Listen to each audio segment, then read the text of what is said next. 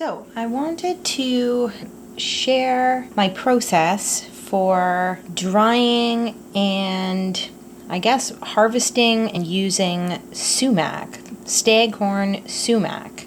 So I've had a bit of a process here, and this is where I'm at, where first I dehydrated the horns and then I peeled off all the little fuzzy balls from each horn after they were dried, and so I'm left with these fuzzy little balls and a seed inside, and I don't want the seed, but I do want the fuzz.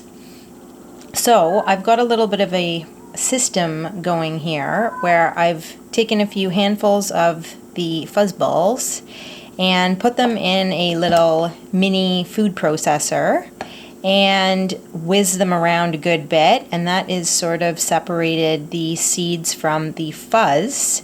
But now I don't want those seeds in there, so I have in this bowl a sieve, and there's all my fine powder. That is what I'm actually after. And what I'm left over with is these are all of the seeds. There's probably still a little bit of fuzz on them, but I did the best I could to get as much of the fuzz off as possible. So what I've been doing is just spooning a few good doses in here, and I'm just running it around with a spoon. You could use a wooden spoon, might be better.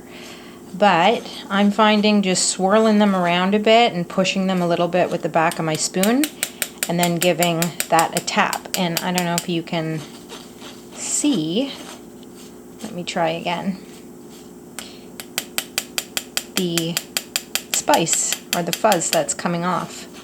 So it's been a little bit of a slow go, I'm not gonna lie, and quite a process here. But I'm making progress, and I am certainly going to be left with a nice, good-sized jar of sumac spice, which is super delightful and lemony.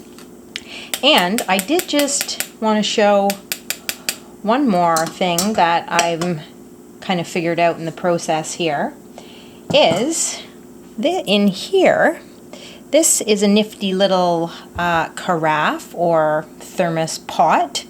And what I have in here is there's a little tea infuser.